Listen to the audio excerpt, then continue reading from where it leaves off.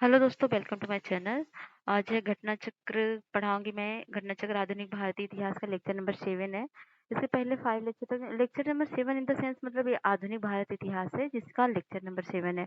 तो आपको पता होगा घटना चक्र यूपीएससी पीसीएस आरओ एग्जाम के लिए कितना इंपॉर्टेंट है, और सभी एग्जाम जो भी आप एग्जाम देती हैं सब में पीवाईक्यू के सारे एग्जाम के लिए इम्पोर्टेंट है ये। तो और इतने सारे पीवाईक्यू होते हैं, फैक्चुअल डेटा वगैरह बहुत कुछ होते हैं, तो इसको करना बहुत मस्ट होता है। अगर आप कर लेंगे तो आप देखेंगे कि बहुत सारी चीज़ें तो यहीं पर याद हो गई हैं। और इतना इससे बाहर तो मुझे नहीं लगता कि कुछ चीज़ पूछता होगा जितना इसमें है। करंट को छोड़ दें तो बाकी सब चीज़ें यहीं से पूछी जाती हैं मैक्सिमम। तो चलिए स्टार्ट करते हैं हम इसको। स्टार्ट करने से पहले बस आपसे एक ही रिक्वेस्ट है कि हमारे चैनल पर नए बने हैं तो इस चैनल को सब्सक्राइब कर दें। बाकी सब प्लीज़ लाइक शेयर सब्सक्राइब करते रहें और अपने दोस्तों को भी शेयर करते रहें। तो ठीक है, स्टार्ट करते हैं अब हम। तो कांग्रेस से पूर्व स्थापित राजनीतिक संस्थाओं के बारे में आज हम पढ़ेंगे। तो चलिए करते हैं। तो आधुनिक भारत में समाज सुधारक एवं राजनीतिक आंदोलन के पथ प्रदर्शक राजा राम मोहन राय थे।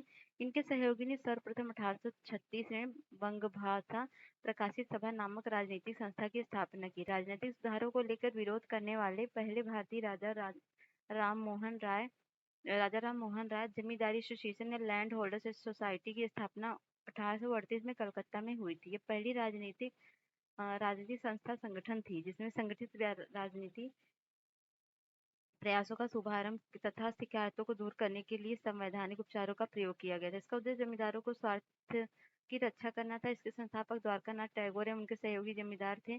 पुनः सार्वजनिक सभा की स्थापना 1870 ईस्वी में एमजी रनाडे तथा जीवी जोशी द्वारा की गई थी। रनाडे ने सभा को विलक्षण नेतृत्व प्रदान किया था। 1875 ईस्वी में इस संस्था में ब्रिटिश संसद ने भारतीयों के प्रति प्रतिनिधित्व की मांग करते हुए हाउस ऑफ कॉमन्स के समक्ष याचिका प्रस्तुत की। 26 जुलाई 1876 में सुरेंद्रनाथ बनर्जी ने आनंद मोहन बोस के सहयोग से इंडियन एसोसिएशन या भारत संघ की स्थापना कलकत्ता में की। यह तत्कालीन राजनीतिक संस्थाओं में सबसे प्रमुख महत्वपूर्ण थी, जिसे कांग्रेस से पूर्व अखिल भारतीय स्तर की संस्था का सम्मान प्राप्त था। सुरेंद्रनाथ बनर्जी ने 1869 में भारतीय सिविल सेवा के लिए उत्तीर्ण घोषित किए गए। उम्र विवाद के कारण अयोग्य ठहराया गया, किंतु न्यायालयी निर्णय द्वारा योग्य ठहराए जाने पर सिविल सेवा में नियुक्त हुए। कौन? ये सुरेंद्रनाथ बनर्जी। और बाद में बर्खास्त किए गए। उन्होंने चेतना के प्रचारण के लिए बंगाली पत्रिका का भी संपादन किया। इन्हें 2 बार कांग्रेस का अध्यक्ष चुना गया। ब्रिटिश इंडियन एसोसिएशन की स्थापना अक्टूबर 1851 में कलकत्ता में हुई। इसके संस्थापक राजेंद्र लाल मित्र, राधाकांत देव और हरिश्चंद्र मुखर्जी, देवेंद्र टैगोर आदि थे। तो बाकी अब हम क्वेश्चन शुरू करेंगे। भारत में जिस राजनीतिक संगठन की स्थापना 1838 में हुई थी उसका नाम क्या था? तो उसका नाम था जमींदारी एसोसिएशन। तो जमींदारी एसोसिएशन लैंड होल्डर सोसाइटी की स्थापना 1838 में कलकत्ता में हुई थी। यह पहली राजनीतिक संस्था संगठन थी जिससे संगठित राजनीतिक प्रयासों का शुभारंभ किया गया था और शिकायतों को दूर करने के लिए संवैधानिक उपचारों का प्रयोग किया गया था। निम्नलिखित में से किस एक ने सन 1875 को हाउस ऑफ कॉमन्स में एक याचिका प्रस्तुत करते हुए ब्रिटिश संसद में भारत की प्रत्यक्ष प्रतिनिधि की मांग की थी? तो वह थी दी पूना सार्वजनिक सभा ने। 1870 सभा की स्थापना कब हुई थी? पूना सार्वजनिक सभा की 1870 में एमजी रनाडे तथा जेवी जोशी द्वारा की गई थी। रनाडे ने सभा को विलक्षण नेतृत्व प्रदान किया। 1875 में संस्था ने ब्रिटिश संसद में भारतीयों के प्रत्यक्ष प्रतिनिधित्व की मांग करते हुए हाउस ऑफ कॉमन्स के समक्ष याचिका प्रस्तुत की।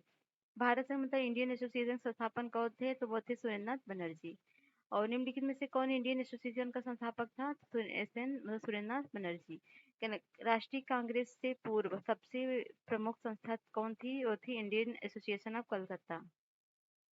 सुरेंद्रनाथ बनर्जी को किस वर्ष भारतीय सिविल सर्विसेज से हटाया गया था? तो हटाया गया था 1874 में। जिन्होंने आईसीएस परीक्षा उत्तीर्ण की थी। इनकी प्रथम नियुक्ति सिलहट बांग्लादेश में असिस्टेंट मजिस्ट्रेट के पद पर हुई थी। यही पर मामूली भूल की वजह से 1874 में इन्हें पद से हटा दिया गया था। निम्नलिखित भारतीय नेताओं में से कौन एक ब्रिटिश द्वारा इंडियन सर्विस से बर्खास्त किया गया था? तो उनमें से थे सुरेंद्रनाथ बनर्जी को। सुरेंद्रनाथ बनर्जी द्वारा स्थापित उस संगठन का नाम बताइए जिसका 1886 में इंडियन नेशनल कांग्रेस में विलय हो गया था। तो वो था इंडियन नेशनल कॉन्फ्रेंस। राजनीतिक सुधारों को लेकर विरोध करने वाले पहले भारतीय कौन थे? तो वह थे राजा राम मोहन राय। पहले भारतीय राम मोहन राय थे। उन्होंने मानव अधिकार, लोकतांत्रिक मूल्यों और विकास का कई लेख लिखे हैं। विपिन चंद्र पाल ने लिखा है कि भारत में राजनीतिक स्वतंत्रता का संदेश सबसे पहले राजा राम मोहन राय ने ने कुछ दिया था। कुछ इतिहासकार सूर्यनाथ बनर्जी को राजनीतिक सुधारों के लिए आंदोलन करने वाला प्रथम भारतीय मानते हैं। निम्नलिखित को उनके संगठन के आधार पर क्रमवार सजाइए। तो सबसे पहले थे बॉम्बे एसोसिएशन बना, उसके बाद इंडियन लीग बना, फिर इंडियन एसोसिएशन, फिर मद्रास महाजन सभा। तो बॉम्बे एसोसिएशन बना था 18 अगस्त 1852 में दादा भाई नौरोजी द्वारा, और इंडियन लीग जो बना था 1875 शिशिर कुमार घोष द्वारा, और इंडियन एसोसिएशन 1876 मतलब 75-76 सूर्यनाथ बनर्जी द्वारा तथा आनंद मोहन बोस द्वारा। फिर मद्रास महाजन सभा बनी थी, रामास्वामी मुदलियार, बी राघवाचारी, जी सुब्रमण्यम तथा पी आनंद चारलू द्वारा स्थापित की गई थी 1884 में। इस प्रकार आप क्रम देख सकते हैं। मद्रास महाजन सभा की स्थापना कब हुई थी? तो मद्रास महाजन सभा की स्थापना 1884 में हुई थी। इसमें तो डेट ही नहीं दी गई कि नियर अबाउट ये है, लेकिन मान थोड़ी ना सकते हैं। निम्नलिखित में से 1885 में स्थापित बम्बई प्रेसिडेंसी एसोसिएशन के संस्थापक में से एक कौन थे? तो फिरोज शाह मेहता थे। 1885 में फिरोज शाह मेहता, बदरुद्दीन तैयब तथा केटी तैलंग के प्रयास से बम्बई प्रेसिडेंसी एसोसिएशन की स्थापना हुई थी। और बम्बई प्रेसिडेंस एसोसिएशन की स्थापना किसने की थी? तो वो कई लोगों ने मिलकर की थी, जैसे फिरोज शाह मेहता, केटी तेलंग और बदरुद्दीन तैयब। तो इसमें से ऑप्शन ई होगा। निम्नलिखित युग्म में सुमेलित नहीं है, अपना उत्तर दीजिए। कौन सा सुमेलित नहीं है? तो ब्रिटिश सुमेलित है, सुमेलित नहीं है पूछा है, तो वो ब्रिटिश इंडियन एसोसिएशन लंदन में, ये सही है। और India east India association Calcutta में, तो ईस्ट इंडिया एसोसिएशन लंदन में था, ना कि कलकत्ता में था। नेशनल इंडियन एसोसिएशन कहाँ पे था? तो नेशनल इंडियन एसोसिएशन ये था लंदन में, ये भी था लंदन में, मैरी कारपोरेटर और मैनिंग में था। इंडियन एसोसिएशन कहाँ पे था? ये था कलकत्ता में। तो इस तरह से ऑप्शन हो जाएगा आपका डी, 2-4 से। हम 1 मिनट, 2-4 कहाँ सही है? 2-4 नहीं सही है, बल्कि कौन सा सही है? British India association London, William Adam, ये सही है। इंडिया एसोसिएशन, अच्छा गलत पूछा है ना, 2-4 गलत है, बाकी ये दोनों सही है। तो यहाँ पर आप देख सकते हैं कब कहाँ बना था। 1839 में ब्रिटिश इंडिया सोसाइटी बनी थी लंदन विलियम एडम के द्वारा, और ईस्ट इंडिया एसोसिएशन जो बनी थी लंदन दादा भाई नौरोजी द्वारा 1866 में। और नेशनल इंडियन एसोसिएशन बना था 1870-71 में लंदन मैरी कॉर्पोरेट और मैनिंग में। और इंडिया एसोसिएशन कलकत्ता सूर्यनाथ बनर्जी और आनंद मोहन बोसते बनाई थी। निम्नलिखित में से कौन कांग्रेस के पूर्व चरण में स्थापित राजनीतिक संस्थाओं में से एक नहीं है? तो कौन सा नहीं है? तो वह है दी इंडिया एसोसिएशन। नीचे दिए गए कथनों में अभिकथन और दूसरे को कारण कहा गया है। तो देखिए, भारतीय प्रश्नों पर विवेचना के लिए दादा भाई नौरोजी ने 1866 में लंदन में ईस्ट इंडिया एसोसिएशन का गठन किया। वह ब्रिटिश जनमानस को प्रभावित करना चाहते थे। तो कौन सा सही है? तो उसमें जो है वो ए आर दोनों सही है, और सही व्याख्या भी है, तो सही है ऑप्शन। तो यारो यारो 2021 में पूछा गया क्वेश्चन है। निम्नलिखित संस्थाओं पर विचार कीजिए। बंग भाषा प्रकाशी सभा, लैंड होल्डर सोसाइटी और Bengal British society, India league, और हाँ, तो इसमें से कौन सा सही है? मतलब कालानुक्रम में सही है, तो 1 2 3 4 सीरियल वाइज सही है, तो आप डेट देख सकते हो। बंग भाषा प्रकाशी सभा 1836 में, लैंड होल्डर सोसाइटी 1838 में, बंगाल ब्रिटिश इंडिया सोसाइटी 1843 में, इंडिया लीग 1875 में। लैंड होल्डर सोसाइटी किसके ने स्थापित की थी? तो द्वारकानाथ टैगोर ने। और British India association society, British India, William Adam ने। और इंडियन सोसाइटी आनंद मोहन बोस ने। और Indian association S N Banerjee. तो इस तरह से ऑप्शन ए सही हो जाएगा। यहाँ पर आप देख सकते हैं, ये भी मिलान करना है, तो देख लेते हैं। इंडिया जो है शिशिर कुमार घोष, और इंडिया एसोसिएशन आनंद मोहन बोस, और भारतीय राष्ट्रीय उदार संघ सूर्यनाथ बनर्जी, और United India patriotic association Syed Ahmed Khan ने। तो इस तरह से ऑप्शन डी होगा। और यहाँ पर आप देख सकते हैं एक्सप्लेनेशन, ये भी मिलान करना है। तो इंडियन एसोसिएशन के संस्थापक कौन थे? तो वो तो वो थे ये सुरेंद्रनाथ बनर्जी। और पूना सार्वजनिक सभा के थे नहीं, ये थे महादेव गोविंद रनाडे। और बम्बई प्रेसिडेंसी के थे, तो बम्बई प्रेसिडेंसी थे फिरोज शाह मेहता, और ये इसमें है तीसरे में। और मद्रास महाजन सभा के थे आनंद चारलो। तो इस तरह से हो जाएगा आपका ऑप्शन ए। और यहाँ पर देख सकते हैं अगला क्वेश्चन कौन सा है? निम्नलिखित में से कौन सैयद अहमद खां के साथ यूनाइटेड इंडियन पेट्रियाटिक एसोसिएशन के संस्थापक थे? तो वो थे राजा शिव प्रसाद। निम्नलिखित में से कौन सा सुमेलित नहीं है? ये एशियाटिक सोसाइटी या बंगाल 1784, और एशियाटिक सोसाइटी ऑफ बॉम्बे ये 1804 में था। Asiatic society of great of Britain ये 1813 का। और कौन सा सुमेलित नहीं है पूछे ना, तो ये सब 23 है, ये 23 है। और land holder society of Bengal 1838 है। ये दो ठो गलत है इसमें, ठीक है, बाकी सही है। कलकत्ता में ये society Asiatic society of Bengal Bengal स्थापना कब हुई थी? 1784 में। किसने की थी? तो उसको किस थी? विलियम जोन्स ने। एशियाटिक सोसाइटी ऑफ बंगाल का संस्थापक कौन था? तो वो थे sir William Jones. British India association के प्रथम अध्यक्ष कौन है? तो वह है राधाकांत देव। तो यहाँ पर मिलान देखना है, British Indian association, Bombay presidency association. तो कौन सा मिलान करना है? ब्रिटिश इंडिया एसोसिएशन, ये थे राधाकांत देव।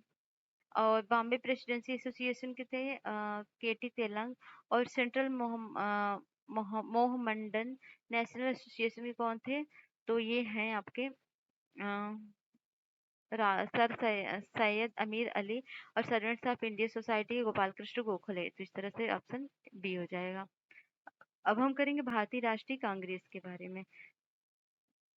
तो एलन ऑक्टेवियस ह्यूम मतलब एओ ह्यूम ने भारतीय सिविल सेवा के सेवानिवृत्त ब्रिटिश अधिकारी थे। वे शिमला में बस गए थे। 1884 में उन्होंने भारतीय राष्ट्रीय कांग्रेस मतलब इंडियन नेशनल यूनियन की स्थापना की, जो भारतीय राष्ट्रीय कांग्रेस का अग्रदूत था।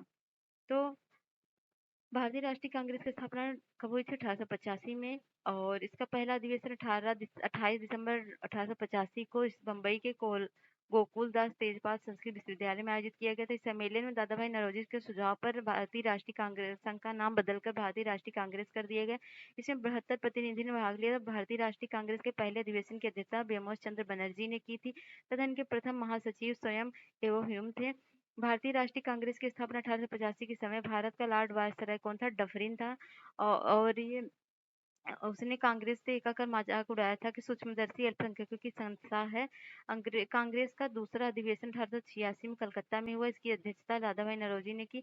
इसके अतिरिक्त दादा भाई नौरोजी ने 1893 में लाहौर में अधिवेशन तथा 1906 में कलकत्ता अधिवेशन की अध्यक्षता की थी। भारतीय राष्ट्रीय कांग्रेस के प्रथम मुस्लिम अध्यक्ष होने का गौरव बदरुद्दीन तैयब को है। और ये भारतीय राष्ट्रीय कांग्रेस के 27 से 30 दिसंबर 1887 में संपन्न हुए तीसरे अधिवेशन के अध्यक्ष पद के चुने गए। इस अधिवेशन में कुल 607 प्रतिनिधियों ने भाग लिया। इसी सम्मेलन में पहली बार कांग्रेस के कार्य संचालन का भार प्रतिनिधियों की एक कमेटी के हाथों में सौंपा गया। यह कमेटी आगे चलकर विषय निर्धारित समिति बन कहलाई। भारतीय राष्ट्रीय कांग्रेस का प्रथम निर्वाचित यूरोपीय अध्यक्ष कौन था? जॉर्ज यूले था। इसने भारतीय राष्ट्रीय कांग्रेस में इलाहाबाद में संपन्न चतुर्थ अधिवेशन 1888 में अध्यक्षता की। और कांग्रेस के लिए समर्थन प्राप्त करने के उद्देश्य से जुलाई 1889 में लंदन में विलियम डिग्बी की अध्यक्षता में ब्रिटिश कमेटी ऑफ इंडिया की स्थापना की। इंडियन नेशनल कांग्रेस की एक समिति, इस समिति ने भारतीय मामले में अंग्रेजों को अवगत कराने के लिए उद्देश्य से इंडिया नामक साप्ताहिक पत्र निकाला। लाला लाजपत राय, जिन्हें लोग प्राय शेरे पंजाब कहते हैं, वर्ष 1920 में कलकत्ता के विशेष अधिवेशन में भारतीय राष्ट्रीय कांग्रेस के अध्यक्ष बने। इस अधिवेशन में सहयोग का प्रस्ताव स्वीकार कर लिया गया। Shrimati Annie Besant Anglo Ireland कुल से थी। 1907 से 1933 तक थियोसॉफिकल सोसाइटी की प्रधान रही। 1916 में होम रूल लीग का गठन किया गया। 1917 में भारतीय राष्ट्रीय कांग्रेस की पहली महिला अध्यक्ष बनी। भारतीय राष्ट्रीय कांग्रेस की 27वां अधिवेशन दिसंबर 1912 में बांकीपुर में संपन्न हुआ। इस अधिवेशन की अध्यक्षता आर.एन. मुधोलकर ने की। इसी अधिवेशन में एओ ह्यूम को कांग्रेस का पिता कहा गया। भारतीय राष्ट्रीय कांग्रेस का मुस्लिम लीग में 1916 में लखनऊ अधिवेशन में किया गया। और तदनुसार कांग्रेस तथा मुस्लिम लीग के बीच लखनऊ समझौता हुआ, जो कि कांग्रेस लीग योजना तथा लखनऊ पैक्ट के नाम से जाना जाता है। इसी अधिवेशन में उग्रपंथियों को, जिन्हें पिछले 9 वर्षों से कांग्रेस से निष्कासित कर दिया गया था, पुनः कांग्रेस में शामिल किया गया। लखनऊ अधिवेशन की अध्यक्षता अंबिका चरण मजूमदार की थी। भारतीय राष्ट्रीय कांग्रेस का लखनऊ अधिवेशन 1916 में बाल गंगाधर तिलक ने कहा था कि स्वराज मेरा जन्मसिद्ध अधिकार है और इसमें लेकर रहूंगा। 1888 में सर सैयद अहमद खान ने एक संयुक्त भारतीय Rajya Sabha United Indian patriotic association बनाई, जिसका उद्देश्य कांग्रेस के प्रचार को निष्फल करना था और लोगों को कांग्रेस से दूर रखना था। और क्या था, 1900 में कर्जन ने कहा था कि कांग्रेस अब लड़खड़ा रहा है और जल्द ही गिरने वाला है। मेरा सबसे बड़ा मकसद यही है कि मेरे भारत प्रवास के दौरान इस पार्टी का अंत हो जाए। भारत की स्वतंत्रता प्राप्ति के बाद महात्मा गांधी ने भारतीय राष्ट्रीय कांग्रेस समाप्त करने का सुझाव दिया। राष्ट्र लॉर्ड विलिंगटन ने कांग्रेस के 30वें अधिवेशन में भाग लिया और इस दौरान बम्बई का गवर्नर था। यह अधिवेशन वर्ष 1915 में आयोजित किया गया था। महात्मा गांधी ने केवल 1924 में बेलगांव अधिवेशन की अध्यक्षता की थी। सरोजिनी नायडू प्रख्यात कवयित्री और राष्ट्रवादी नेत्री थी।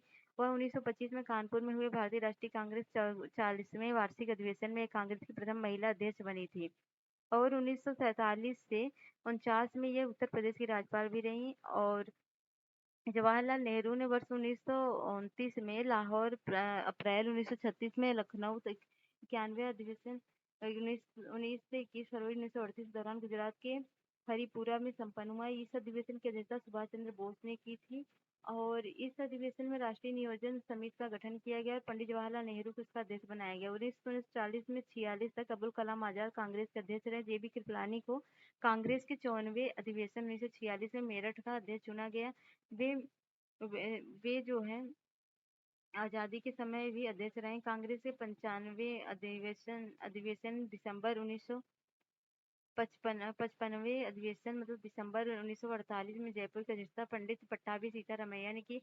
रविंद्रनाथ टैगोर द्वारा मूल रूप से बंगला में रचित संगीतबद्ध जनगण मन के हिंदी संस्करण को संविधान सभा ने राष्ट्रगान के रूप में 26 जनवरी 1950 को अपनाया था। सर्वप्रथम 27 दिसंबर 1911 को भारतीय राष्ट्रीय कांग्रेस को कलकत्ता अधिवेशन में यह गाया गया था। बाल गंगाधर तिलक ने अंतिम रूप से राष्ट्रीय कांग्रेस के अमृतसर अधिवेशन 1919 में भाग लिया था। तो अब क्वेश्चन करेंगे, भारतीय राष्ट्रीय कांग्रेस की स्थापना की थी किसने? ए.ओ. ह्यूम ने।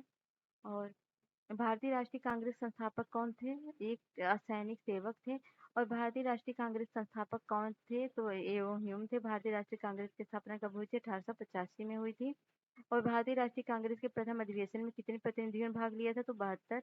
भारतीय राष्ट्रीय कांग्रेस का प्रथम अधिवेशन कहाँ हुआ था? तो वो हुआ था मुंबई में।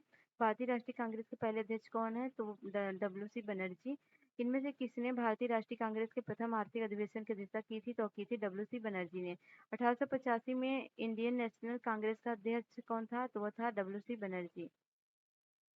भारतीय राष्ट्रीय कांग्रेस के प्रथम अध्यक्ष कौन थे? तो व्योमेश चंद्र बनर्जी थे। और निम्नलिखित में से कौन भारतीय राष्ट्रीय कांग्रेस का प्रथम अध्यक्ष था? तो वो था डब्ल्यू.सी. बनर्जी। और 1885 में डब्ल्यू.सी. बनर्जी द्वारा इंगित भारतीय राष्ट्रीय कांग्रेस के प्रथम उद्देश्य में से कौन सा नहीं था? तो वो नहीं था शिक्षित वर्ग की पूर्व सम्मति से महत्वपूर्ण और आवश्यक सामाजिक विचारों का विचार प्रकट करना। अगला क्वेश्चन है, भारतीय राष्ट्रीय कांग्रेस का 1885 में महासचिव कौन थे? तो वो थे जिसने बनाया था ए.ओ. ह्यूम। भारतीय राष्ट्रीय कांग्रेस की स्थापना के समय भारत का वायसराय कौन था? तो भारत का वायसराय लॉर्ड डफरिन था। और निम्न गवर्नर जनरल में से किसने कांग्रेस को अत्यधिक अल्पसंख्यक लोगों को प्रतिनिधित्व करने वाले कहकर उपहास किया था? तो वो किया था डफरिन ने। 1850 की भारतीय राष्ट्रीय कांग्रेस की स्थापना के समय गवर्नर जनरल कौन था? तो वो था लॉर्ड डफरिन। लॉर्ड डफरिन के वायसराय काल की एक महत्वपूर्ण घटना थी रामकृष्ण मिशन की स्थापना, ढाका में मुस्लिम लीग की स्थापना या राष्ट्रीय कांग्रेस की स्थापना। ये राष्ट्रीय कांग्रेस की स्थापना थी। किसने कांग्रेसों को सूक्ष्मदर्शी अल्पसंख्यक जनता का प्रतिनिधित्व बता दी मजाक उड़ाया था? तो जो था वही उड़ाएगा, लॉर्ड डफरिन। निम्नलिखित में से कौन भारतीय राष्ट्रीय कांग्रेस के स्थापना अधिवेशन में उपस्थित नहीं था? तो वो नहीं था सुरेंद्रनाथ बनर्जी, दादा भाई नौरोजी, जस्टिन बर्नार्ड सब थे। भारतीय राष्ट्रीय कांग्रेस के दूसरे अधिवेशन की अध्यक्षता किसने की थी? तो दूसरे अधिवेशन की अध्यक्षता सुरेंद्रनाथ बनर्जी ने की थी।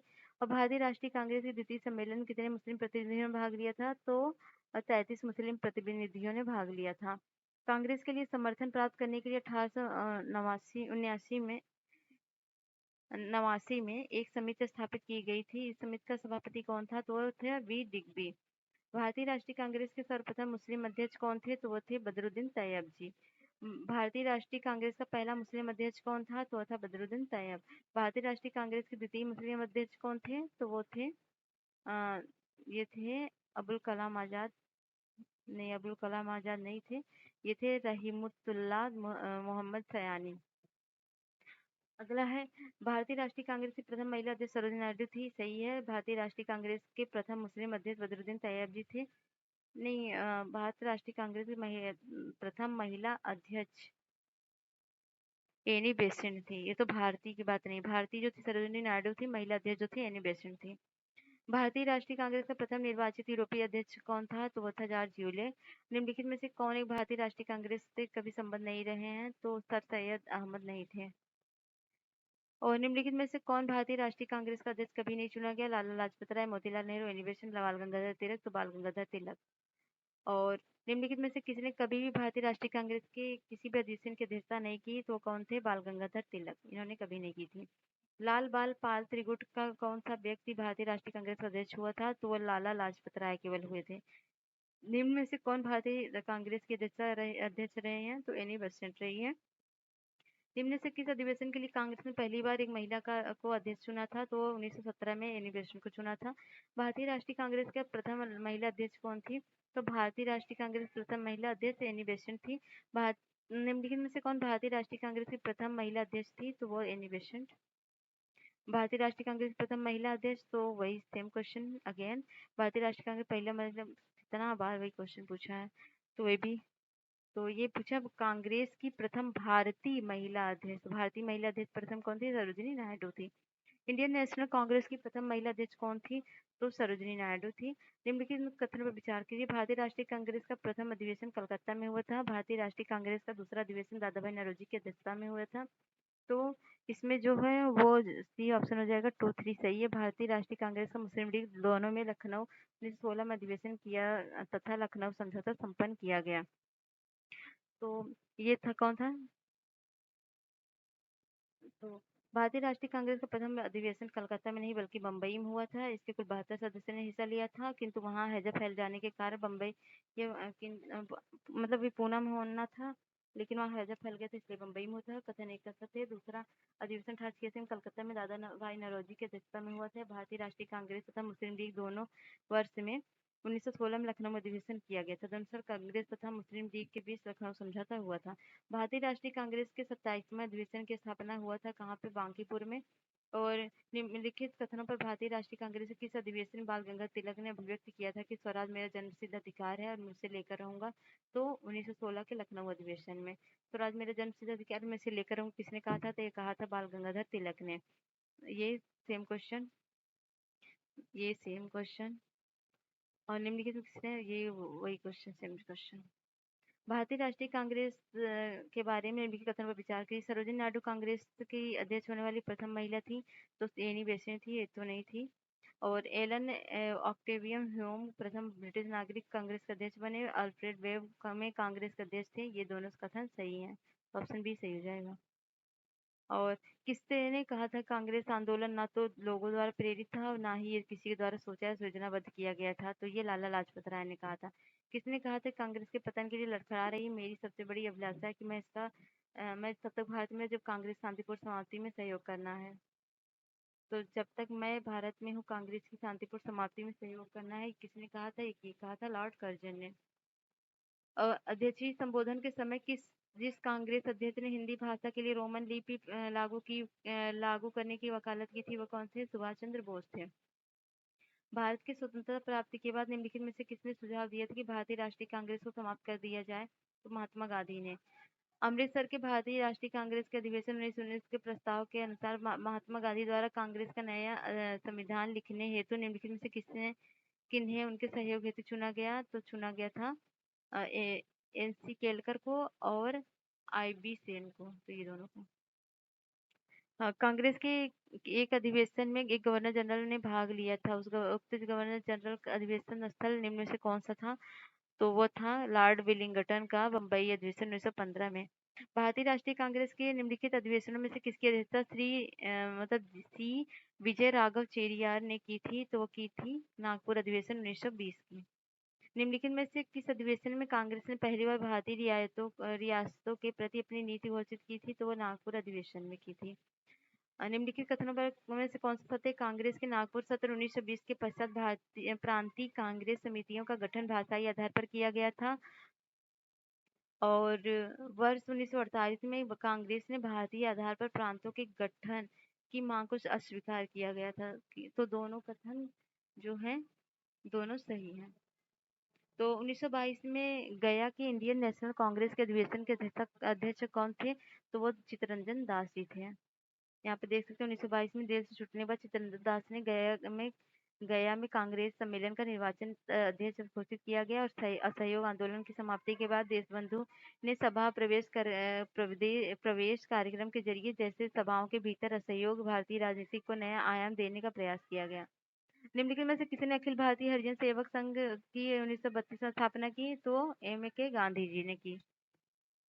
नीचे उन व्यक्तियों की सूची दी गई जो भारतीय कांग्रेस के अध्यक्ष हुए और तिथ्यानुसार उन्हें क्रमगत कीजिए तथा नीचे दिए गए कोड का प्रयोग कीजिए कौन सा सही है। तो यूपीपीसी मेंस ने 2 बार ये क्वेश्चन पूछा था रिपीटेड करके। तो इसमें कौन सा है? तो पहले तो महात्मा गांधी थे, फिर थी सरोजिनी नायडू, फिर जवाहरलाल नेहरू, फिर वल्लभ भाई पटेल। तो इस तरह से ऑप्शन हो जाएगा सी। तो प्रश्नगत कांग्रेस अध्यक्ष भिन्न महात्मा गांधी केवल एक बार 1924 में बेलगांव की अध्यक्षता की थी। सरोजिनी नायडू 1925 में कानपुर में भारतीय राष्ट्रीय कांग्रेस के 44वें अधिवेशन में प्रथम महिला अध्यक्ष की बनी और जवाहरलाल नेहरू 1929 में और फिर 1936 में फैजपुर अधिवेशन की अध्यक्षता जबकि पटेल ने 1931 में की। तो भारतीय राष्ट्रीय कांग्रेस के 1924 के अधिवेशन में महात्मा गांधी द्वारा मात्र एक बार अध्यक्षता की गई। वह अधिवेशन कहाँ हुआ था? तो बेलगांव में हुआ था। भारतीय राष्ट्रीय कांग्रेस के एकमात्र अधिवेशन जिनकी अध्यक्षता महात्मा गांधी ने की थी वो बेलगांव अधिवेशन 1924 का था। महात्मा गांधी ने भारतीय राष्ट्रीय कांग्रेस के किस अधिवेशन की अध्यक्षता की थी? तो वो की थी 1924 में। और ये देखना है, मिलान करना है। अबुल कलाम आजाद जो थे रामगढ़ 1940 में भारतीय कांग्रेस की सभाओं के स्थान पर थे 1940 में। और सरोजिनी नायडू जो थी वो कानपुर में 1925 में। मोतीलाल नेहरू अमृतसर 1919 में। राजेंद्र प्रसाद मुंबई 1934 में। तो यहाँ पर देख लीजिए, अभी ये ऑप्शन हो जाएगा डी। ROARO मेंस से पूछा गया क्वेश्चन है। उत्तर प्रदेश के विभिन्न स्थानों में आयोजित भारतीय राष्ट्रीय कांग्रेस के अधिवेशन सूची को देखना है, स्थान और वर्ष। तो मेरठ का कब हुआ था? मेरठ का कब हुआ था? तो मेरठ का हुआ था 1946 में, कानपुर का 1925 में, लखनऊ का 1916 में, बनारस का 1905 में। इस तरह से ऑप्शन होगा आपका सी। मेरठ का 1946 में, कानपुर का 1925 में, लखनऊ का 1916 में, बनारस का 1905 में। निम्नलिखित में से किस भारतीय राष्ट्रीय कांग्रेस के अधिवेशन में जवाहरलाल नेहरू ने समाजवाद को भारत की समस्याओं का हल करने की पूंजी बताया? तो लखनऊ में। वर्ष 1938 में भारतीय राष्ट्रीय कांग्रेस के हरिपुरा अधिवेशन की अध्यक्षता की थी किसने? सुभाष चंद्र बोस ने की थी। 1938 के लिए भारतीय राष्ट्रीय कांग्रेस का अध्यक्ष किसे चुना गया था? तो सुभाष चंद्र बोस को चुना गया था। इसमें से कौन सबसे कम आयु में भारतीय राष्ट्रीय कांग्रेस का अध्यक्ष बनने वाला व्यक्ति है? तो वह है अबुल कलाम आजाद। तो ठीक है, आगे कहते हैं। और मिलान, M.A. अंसारी अधिवेशन स्थान कौन सा है? M.A. अंसारी मद्रास में। और पुरुषोत्तम दास टंडन जो थे वो नासिक से। और सरोजिनी नायडू कहाँ से थी? वो कहाँ के अधिवेशन में? वो थी कानपुर में। और सुभाष चंद्र बोस हरिपुरा में। तो इस तरह से ऑप्शन होगा सी। निम्नलिखित में से कौन लगातार 6 वर्ष तक भारतीय राष्ट्रीय कांग्रेस का अध्यक्ष रहा है? तो अबुल कलाम आजाद। और जब अबुल कलाम आजाद मतलब 1940 से 46 तक लगातार 6 वर्षों तक भारतीय राष्ट्रीय कांग्रेस के अध्यक्ष रहे हैं। जब भारत स्वतंत्र हुआ तो उस समय कांग्रेस के अध्यक्ष कौन थे? तो वो JB कृपलानी थे। भारत के विभाजन के समय भारतीय राष्ट्रीय कांग्रेस का अध्यक्ष कौन था? तो वो था JB कृपलानी। जनगण मन पहली बार किस अवसर पर गाया गया था? तो ये गाया गया था राष्ट्रीय कांग्रेस का अधिवेशन 1911 में। और भारतीय राष्ट्रीय कांग्रेस का अंतिम अधिवेशन जिसमें बाल गंगाधर तिलक ने भाग लिया था वो कब हुआ था? अमृतसर अधिवेशन 1919 में। ठीक है, अब है कांग्रेस के गरम दल और नरम दल के बारे में। अब करेंगे भारत में राष्ट्रीय आंदोलन की दिशा को महात्मा गांधी के पदार्पण की पूर्व इटली अबिसीनिया युद्ध मतलब जिसमें इटली की औपनिवेशिक शक्ति पराजित हुई 1899 से 1900 के दौरान चीन में साम्राज्यवादियों के विरुद्ध चलाए गए बॉक्सर आंदोलन तथा रूस पर जापान की विजय इन सब से प्रभावित किया। किंतु 1905 में जापान की रूस पर विजय का सर्वाधिक प्रभाव पड़ा। जापान ने 1905 में जार शाही रूस से हराकर स्वयं को सैनिक दृष्टि एक शक्तिशाली यूरोपीय देश में सिद्ध कर दिया। इससे इस मिथ्या का भ्रम निवारण हो गया कि गोरी जाति के लोग अजेय हैं। कांग्रेस के नरम दल के नेताओं की आंदोलन की प्रमुख पद्धति राज्य वामपंथी आंदोलन अर्थात प्रशासन में भारतीयों की भागीदारी की मांग तथा जनता में राजनीतिक जागरूकता उत्पन्न करना था। वहीं गरम दल के नेताओं की मुख्य मांगे अनुकूल प्रविघटन पद्धति की थी। वर्ष 1907 में कांग्रेस के सूरत अधिवेशन में कांग्रेस नरमपंथी और गरमपंथी 2 अलग-अलग गुटों में विभक्त हो गई। उदारवादी राजनीति के तहत राजनीतिक भिक्षावृत्ति के युग के अधिकांश नरमपंथी नेता यादवराय नौरोजी, फिरोजशाह मेहता और दिनसा वाचा, वेमोस बनर्जी, सुरेंद्र बनर्जी आदि शहरी क्षेत्रों में संबद्ध थे। इस काल में कांग्रेस पर समृद्धशाली मध्यम वर्गीय बुद्धिजीवियों, जिसमें वकील, डॉक्टर, इंजीनियर, पत्रकार, साहित्यिक व्यक्ति सम्मिलित थे, का अधिकार था। उपाधियों के बड़े-बड़े इन लोगों के लिए आकर्षण रखते थे। कांग्रेस में आने वाले प्रतिनिधि बड़े-बड़े नगरों से आते थे। इस जनसाधारण में इनका कोई संपर्क नहीं था। फिरोजशाह मेहता ने स्वयं कहा था, कांग्रेस की आवाज़ जनता की आवाज़ नहीं है, परंतु इसके साथ रहने वाले देशवासियों का एक कर्तव्य है कि इनकी भावनाओं को समझें और उन्हें व्यक्त करें और उनके उपचार का प्रयत्न करें। गोपाल कृष्ण गोखले उदारवादी खेमे संबंध थे। वह समभाव और मृदु न्यायप्रियता में विश्वास करते थे। उन्हें पूर्ण विश्वास था कि देश का पुनरुद्धार उत्तेजना के बाउंडरों में नहीं हो सकता। वे साधन और साध्य दोनों की पवित्रता में विश्वास करते थे। इन्हीं विचारों को प्रभावित होकर गांधी जी उनके शिष्य बन गए। गोखले ने 1989 में सर्वप्रथम राजनीति में भाग लिया और 1897 में उन्हें वाचा को भारतीय व्यय के लिए वेल्वे आयोग के सम्मुख साक्ष्य देने को कहा गया। 1902 में वो बम्बई संविधिक परिषद के लिए कालांतर में इंपीरियल लेजिस्लेटिव काउंसिल के लिए चुने गए और 1906 में के बाद भारतीय राजनीति में कांग्रेस के अंदर उग्रवादी दल के उदय के साथ साथ देश में क्रांतिकारी उग्रवादी दलों का आविर्भाव हुआ। उग्रवादी विचारधारा के चार प्रमुख नेता बाल गंगाधर तिलक, लाला लाजपत राय, बिपिन चंद्र पाल और अरविंद घोष थे। इन नेताओं के स्वराज प्राप्ति को ही अपना लक्ष्य बनाया। उन्हें उदारवादी नेताओं की तरह संवैधानिक दायरे में के अंदर अपनी मांगे मंगवाने में विश्वास नहीं था। तिलक ने कहा, हमारा उद्देश्य आत्मनिर्भरता और भिक्षावृत्ति नहीं है। तो जहां उदारवादी तथा संवैधानिक आंदोलन में अंग्रेज का न्यायप्रियता में वार्षिक सम्मेलनों में भाषण देने में प्रस्ताव पारित करने में इंग्लैंड और शिष्टमंडल भेजने में विश्वास करता था, वहीं दूसरी ओर उग्रवादी दल आक्रामक विद्रोह में, सामूहिक आंदोलन में तथा आत्म बलिदान के लिए दृढ़ निश्चय विश्वास करता था। उनके लिए स्वराज का अर्थ है विदेशी नियंत्रण से पूर्ण स्वतंत्रता, जबकि उदारवादी दल का स्वराज का अर्थ था साम्राज्य के अंदर औपनिवेशिक स्वशासन था।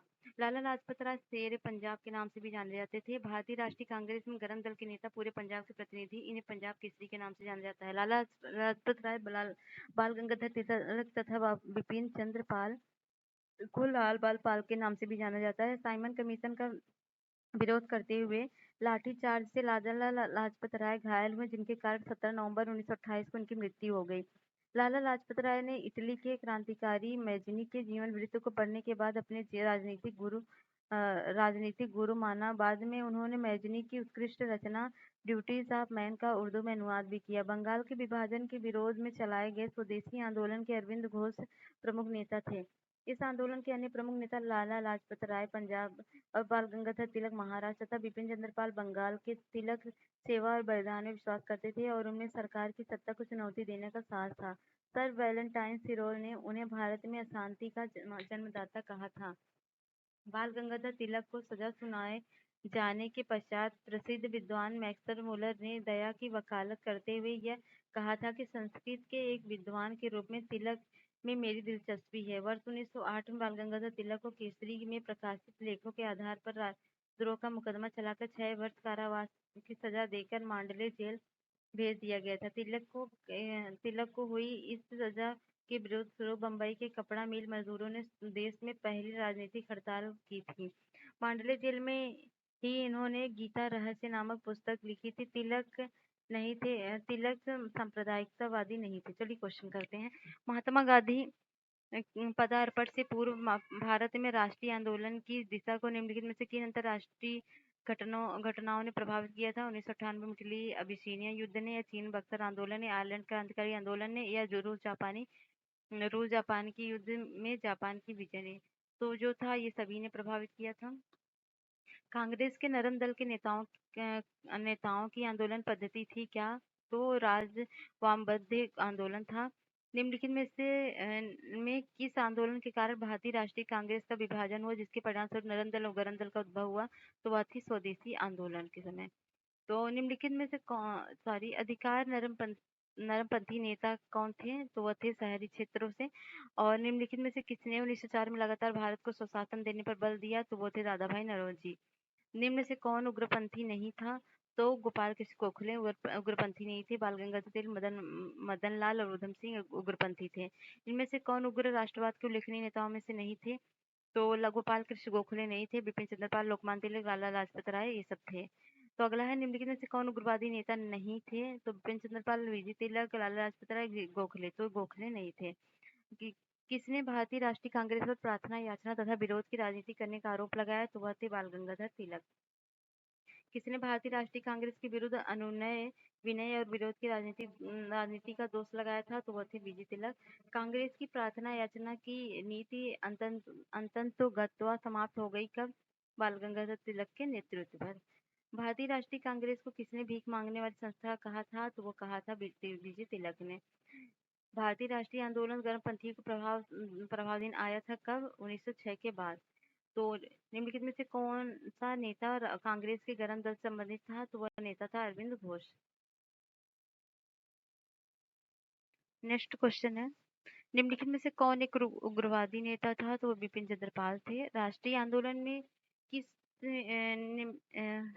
राष्ट्रीय आंदोलन में निम्न में से किसको नरम के तौर पर नहीं जाना जाता है? तो वो बाल गंगाधर तिलक को, क्योंकि ये उग्रवादी थे। शेरे पंजाब के नाम से कौन मशहूर है? तो लाला लाजपत राय।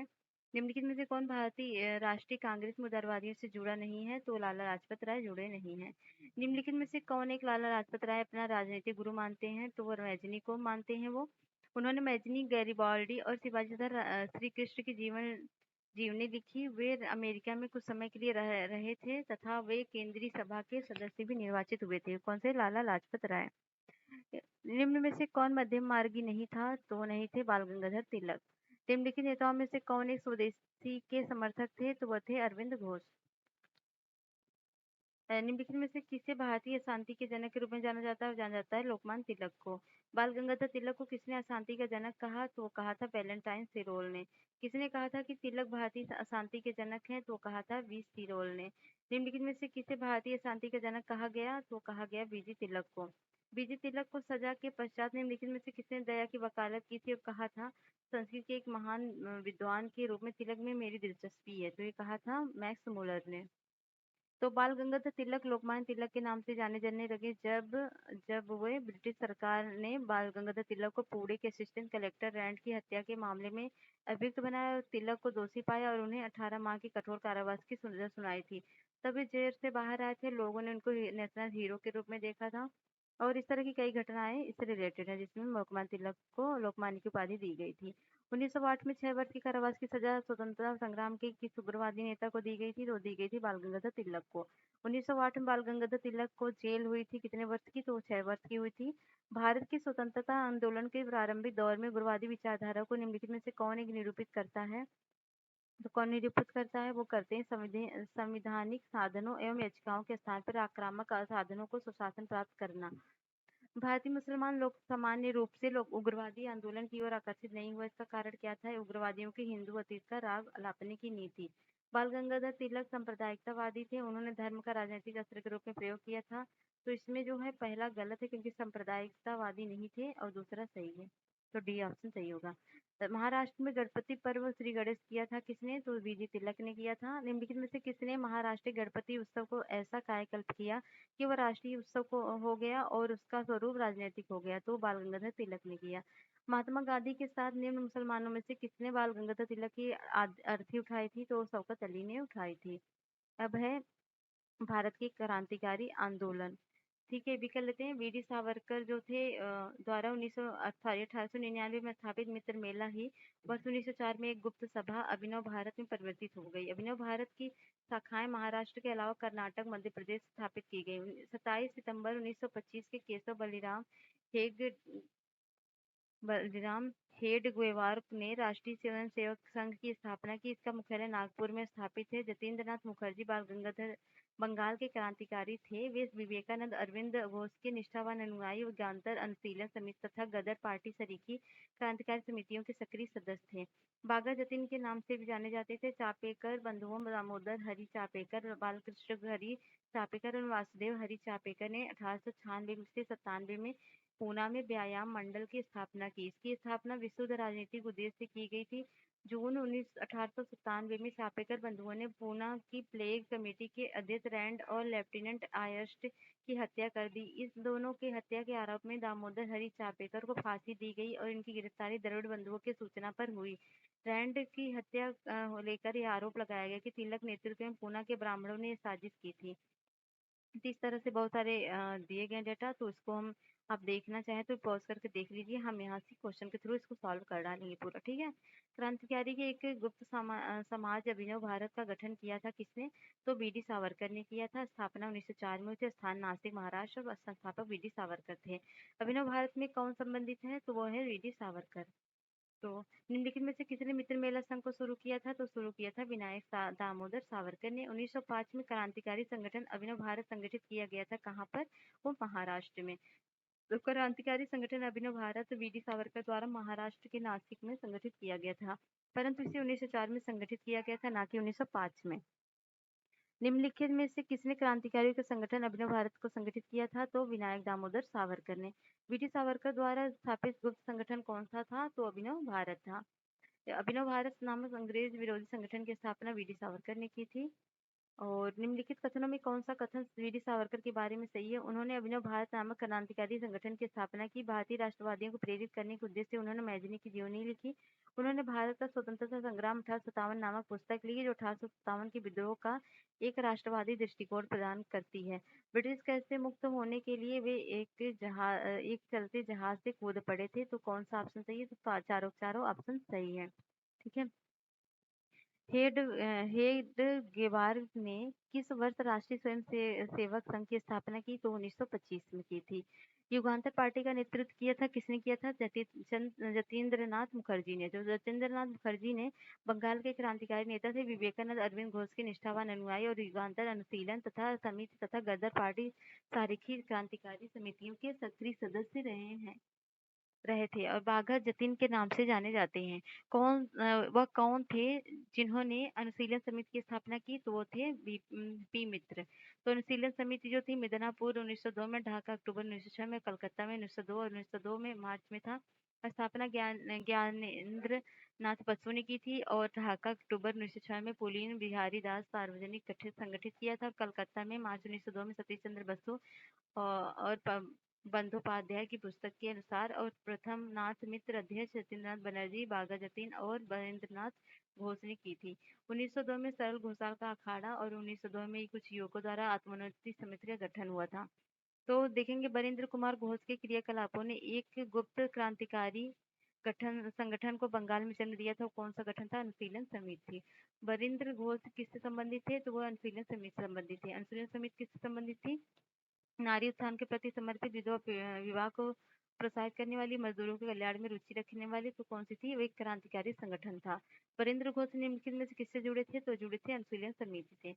बाल गंगाधर तिलक को लोकमान्य विशेषण कब दिया गया था? तो दिया गया था क्रांतिकारी आंदोलन के टाइम, ठीक है। स्वतंत्रता आंदोलन के क्रांतिकारी अतिवादियों का पहला महत्वपूर्ण सहायक कार्य बारह डकैती का स्थान था। कौन सा स्थान? पूर्वी बंगाल में था।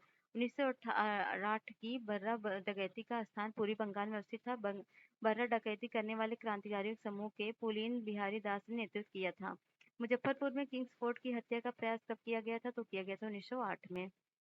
मुजफ्फरपुर बम कांड का संबंध इनमें से किसके साथ है? तो है प्रफुल्ल चाकी द्वारा। तो यहाँ पर देख सकते हैं 30 अप्रैल 1908 को बिहार के मुजफ्फरपुर में खुदीराम बोस, प्रफुल्ल चाकी और किंग्स फोर्ट पर बम फेंका, परंतु किंग्स फोर्ट बच गया और दुर्भाग्य से राष्ट्रवादी आंदोलन की हमदर्दी रखने वाले मिस्टर कनेडी की पत्नी और पुत्री मारी गई।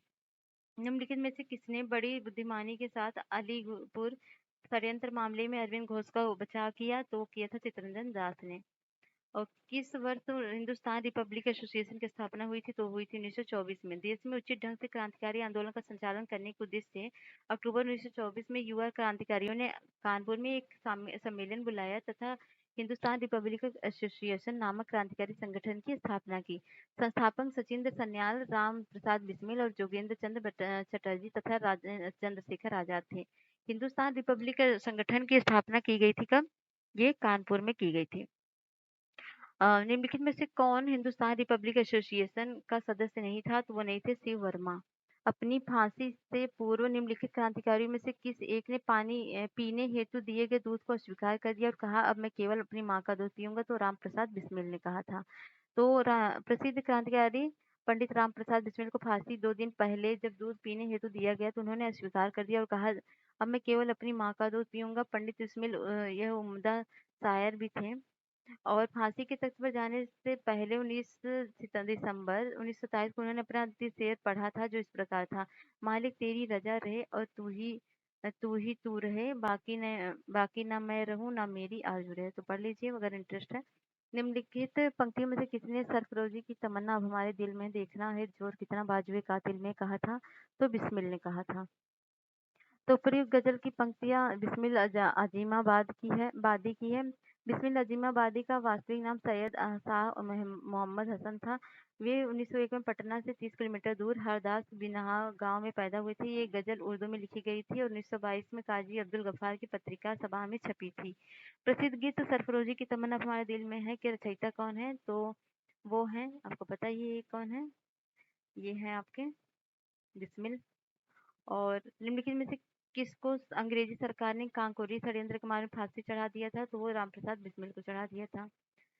तो 1924 में सचिंद्र सन्याल और रामप्रसाद बिस्मिल तथा चंद्रशेखर आजाद ने कानपुर क्रांतिकारी संस्था हिंदुस्तान रिपब्लिकन एसोसिएशन की स्थापना की। संस्था में 9 अगस्त 1925 को उत्तर रेलवे के लखनऊ सहारनपुर संभाग के काकोरी नामक स्थान पर 8 down Saharanpur Lucknow passenger train पर डकैती डालकर सरकारी खजाना लूटा। यह घटना काकोरी कांड के नाम से प्रसिद्ध हुई। इस कांड में 29 क्रांतिकारियों को गिरफ्तार किया गया जिसमें रामप्रसाद बिस्मिल, अशफाक उल्ला खां, रोशन लाल तथा राजेंद्र लाहिड़ी को फांसी हुई और जबकि चंद्रशेखर आजाद फरार हो गए और हिंदुस्तान रिपब्लिकन एसोसिएशन के यही एकमात्र सदस्य थे जो कभी पुलिस की गिरफ्त में नहीं आए थे। अंत में काकोरी कांड मुकदमा से बचने के लिए अंत में 27 फरवरी 1931 को इलाहाबाद में आल्फ्रेड पार्क में ये पुलिस मुठभेड़ में मारे गए। काकोरी कांड से संबंधित मुकदमे में सचिंद्रनाथ बख्शी, मुकुंदी लाल तथा ममंथनाथ गुप्त भी थे। काकोरी षड्यंत्र केस किस वर्ष हुआ था? तो हुआ था 1925 में। निम्नलिखित में से काकोरी कांड से जुड़ा कौन क्रांतिकारी मुकदमे से बच निकला था? तो थे चंद्रशेखर आजाद। निम्नलिखित में से वह कौन था जो काकोरी षड्यंत्र कांड से फांसी की सजा से बच गया था? तो वो थे चंद्रशेखर आजाद। काकोरी ट्रेन डकैती कांड में किन क्रांतिकारियों को फांसी की सजा दी गई थी? तो राम प्रसाद बिस्मिल और अशफाक उल्ला को। ठीक है।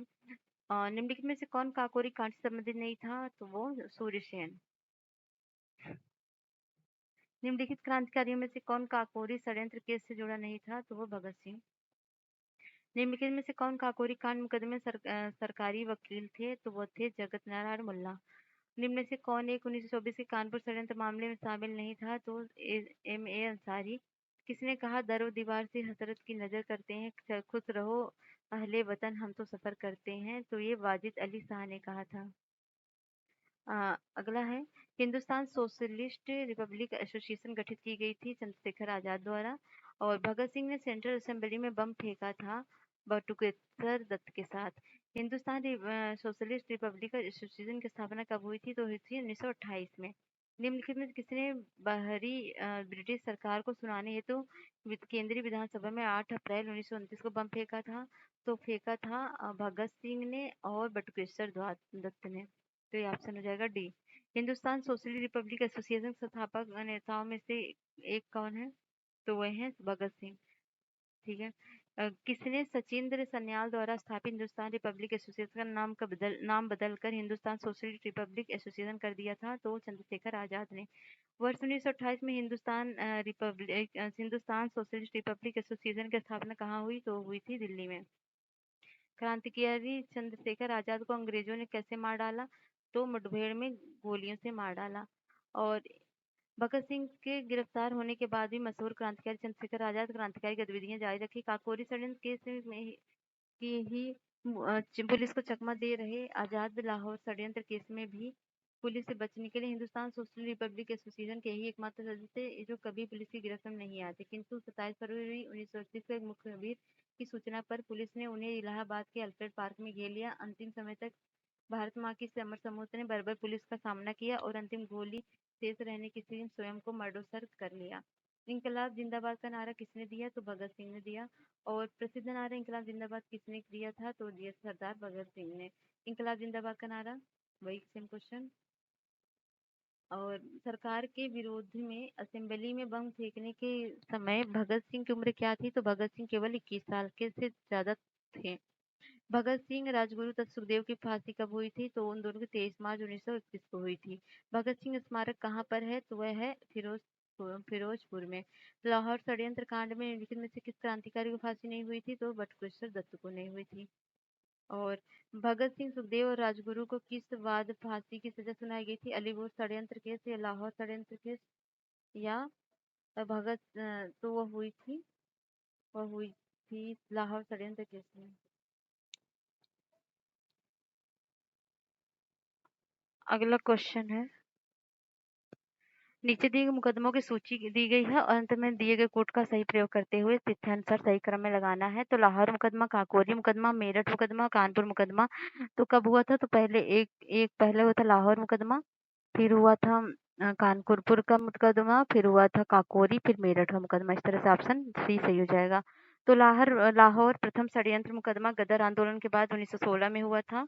और इसके बाद भगत सिंह आदि के मामले में वर्ष 1930 में हुआ था। कानपुर षड्यंत्र का मुकदमा ये 1924 में, काकोरी षड्यंत्र वर्ष 1925 में तथा मेरठ षड्यंत्र मामला 1929 में हुआ था। प्रथम लाहौर षड्यंत्र केस जो है सी में ऑप्शन सही है। निम्नलिखित में से निम्नलिखित युगों में से कौन सही सुमेलित नहीं है? तो काकोरी षड्यंत्र जो है ये नहीं सुमेलित है, क्योंकि इसमें कानपुर षड्यंत्र हुआ था। काकोरी जो हुआ था कब हुआ था? काकोरी षड्यंत्र वर्ष 1925 में हुआ था, ना कि 24 में। निम्नलिखित में से कौन युग सही सुमेलित नहीं है? तो दिल्ली षड्यंत्र केस अमीरचंद सही है, काकोरी षड्यंत्र केस अशफाक उल्लाह और लाहौर जतीन दास और नासिक षड्यंत्र केस रास बिहारी तो ये गलत है, क्योंकि दिल्ली षड्यंत्र केस अमीरचंद ककोरी षड्यंत्र केस अशफाक उल्लाह खां और लाहौर षड्यंत्र केस जतीन दास थे संबंधित थे, जबकि रास बिहारी बोस का संबंध दिल्ली षड्यंत्र केस से था। यहाँ पर हम करेंगे मिलान सूची 1 को सूची 2 से। तो हावड़ा षड्यंत्र केस से संबंधित कौन है? जतीन्द्र चंद्र, जती लिखा है। और लाहौर षड्यंत्र केस से राजगुरु। और दिल्ली षड्यंत्र केस से कौन थे? दिल्ली षड्यंत्र केस से मास्टर अमीचंद और अलीपुर से अरविंद घोष। इस तरह से ऑप्शन सी सही हो जाएगा। मुजफ्फर अहमद एस डांगे, शौकत उस्मानी तथा नलिनी गुप्ता किस षड्यंत्र केस के लिए कैद किए गए थे? तो कानपुर सेविक षड्यंत्र केस के लिए। निम्नलिखित में से किसने प्रसिद्ध चटगांव शस्त्रागार धावा आयोजित किया था? तो किया था सूर्यसेन ने। तो चटगांव शस्त्रागार धाबे को मास्टर दा के नाम से प्रसिद्ध सूर्यसेन ने आयोजित किया था। सूर्यसेन ने बंगाल में इंडियन रिपब्लिक आर्मी की स्थापना की थी। इसके सदस्यों में अनंत सिंह, अंबिका चक्रवर्ती, लोकीनाथ प्रीतिलता और वाडेदार, गणेश घोष, कल्पना दत्ता और आनंद गुप्त तथा टेगरा बल प्रमुख थे। 18 अप्रैल 1930 को सूर्यसेन ने अंग्रेजों के विरुद्ध युद्ध की घोषणा की और सूर्यसेन के नेतृत्व में IRA के सदस्यों ने चटगांव शस्त्रागार पर आक्रमण कर हथियारों पर कब्जा कर लिया। चटगांव शस्त्र छापामारी की योजना बनाई गई थी कब? ये सूर्यसेन द्वारा। चटगांव आर्मरी रेड से इनमें से कौन सा संबंधित है? तो वह सूर्यसेन। स्वतंत्रता संग्राम के सबसे कम आयु के शहीद कौन थे? तो वह खुदीराम बोस थे। तो सुखदेव थे, अशफाक उल्लाह खां थे, खुदीराम बोस देख सकते हैं आप। और सूची 1 को सूची 2 से मिलान करना है। तो अभिनव भारत, एक मिनट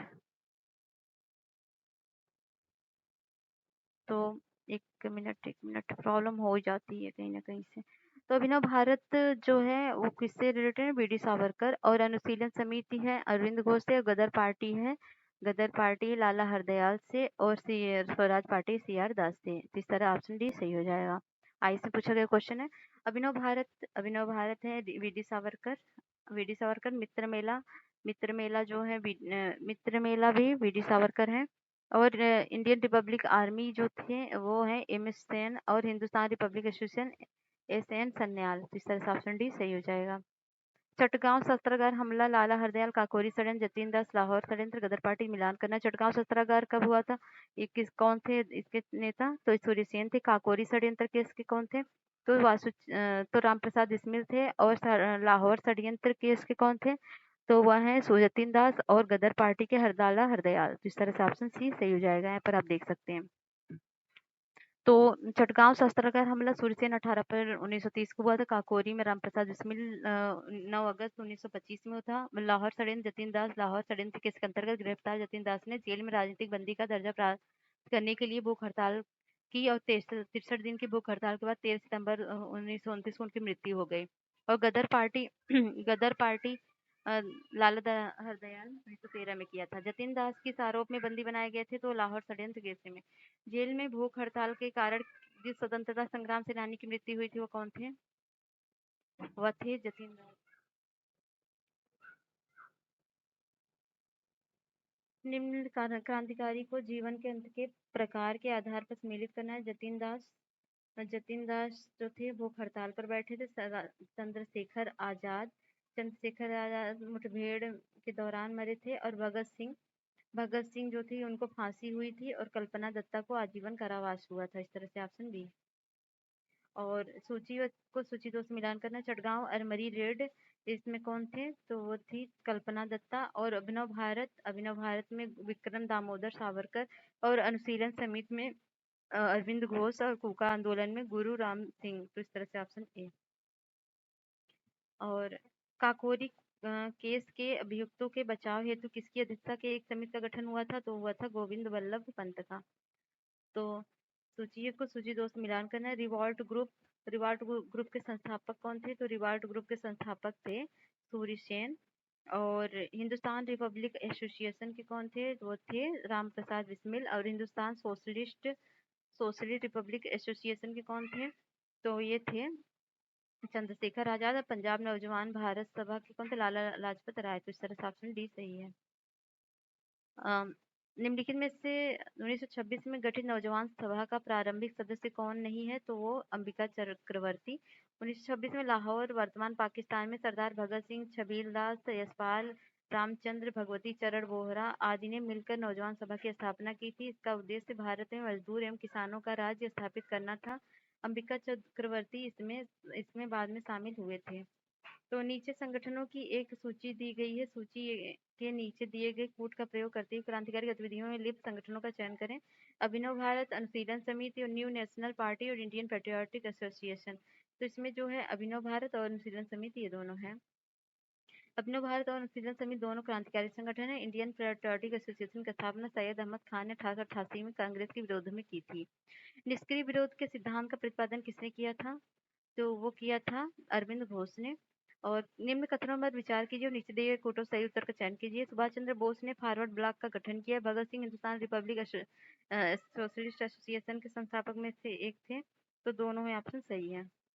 तो निम्नलिखित में से किस क्रांतिकारी को फांसी गोरखपुर जेल में हुई थी? तो वह हुई थी रामप्रसाद बिस्मिल को। काकोरी कांड में 9 अगस्त 1925 को घटित हुई। इस घटना में 29 भारतीय भारतीय क्रांतिकारी पकड़े गए। इनमें रामप्रसाद बिस्मिल, अशफाक उल्ला खान, रोशन सिंह, राजेंद्र लाहिड़िया आदि पर मुकदमा चलाकर फांसी दे दी गई। काकोरी षड्यंत्र केस में प्रधान आरोपी पंडित रामप्रसाद बिस्मिल को उत्तर प्रदेश के किस शहर में फांसी दी गई? वाराणसी, गोरखपुर। तो वो गोरखपुर में दी गई थी। गोरखपुर में दी गई थी। ओके, अगला है निम्नलिखित में से किस कारागार में रामप्रसाद बिस्मिल को फांसी दी गई थी? तो गोरखपुर में। निम्नलिखित में से किस क्रांतिकारी नेता ने कलकत्ता के एक क्रूर पुलिस कमिश्नर चार्ल्स टेंगार्ड की हत्या का प्रयास किया था? तो किया था गोपीनाथ साहा ने। तो 12 जनवरी 1924 को कलकत्ता के चौरंगी रोड पर गोपीनाथ साहा ने नामक भारतीय क्रांतिकारी नेता ने कलकत्ता के क्रूर पुलिस कमिश्नर चार्ल्स टेगार्ट की हत्या करने का असफल प्रयास किया था। परंतु दुर्भाग्य से एक अंग्रेज नागरिक अर्नेस्ट डे को गोली लग गई और ध्यातव्य कि चार्ल्स टेगार्ट वर्ष 1923 से 31 के मध्य कलकत्ता में पुलिस कमिश्नर था। निम्नलिखित में से किस महिला क्रांतिकारी ने दीक्षांत समारोह में अपनी उपाधि ग्रहण करते समय अंग्रेज गवर्नर पर गोली चलाई थी? तो वह बीना दास ने चलाई थी। 1932 में बीना दास ने दीक्षांत समारोह में उपाधि ग्रहण ग्रहण करने के समय बहुत नजदीक से गवर्नर पर गोली चलाई थी। किसने कहा था कि आलोचना और स्वतंत्रता चिंतन एवं क्रांतिकारी की दो विशेषताएं हैं? तो भगत सिंह ने कहा था। लाठी क्लब की स्थापना निम्नलिखित में किसने की थी? तो वो की थी बाल गंगाधर तिलक ने। लाठी क्लब हिंदू अखाड़ा और गणपति महोत्सव, शिवाजी महोत्सव आदि स्थापना बाल गंगाधर तिलक ने की थी। विश्व युद्धों के बीच वर्षों में भारत में सक्रिय क्रांतिकारी आंदोलन के संबंध निम्नलिखित में से कौन सा कथन सत्य है? तो भगत सिंह नौजवान सभा के संस्थापक थे। ये सही है। तो भगत सिंह मार्च 1926 में नौजवान सभा की स्थापना की थी और अनुशीलन समिति की स्थापना भी पीसी मित्रा और पुलिन द्वारा की गई थी। हिंदुस्तान रिपब्लिक एसोसिएशन की स्थापना 1924 में कानपुर में सचिंद्र सन्याल, राम प्रसाद बिस्मिल, जोगेश चंद्र चटर्जी ने की। सितंबर 1928 में चंद्रशेखर आजाद के नेतृत्व में दिल्ली फिरोजशाह कोटला मैदान में हिंदुस्तान सोशलिस्ट रिपब्लिक एसोसिएशन की स्थापना हुई। तो इस तरह से ये लेसन खत्म होता है। अगर आपको वीडियो पसंद आता है तो वीडियो लाइक शेयर सब्सक्राइब करें। मिलते हैं नेक्स्ट वीडियो में, तब तक के लिए जय हिंद जय भारत।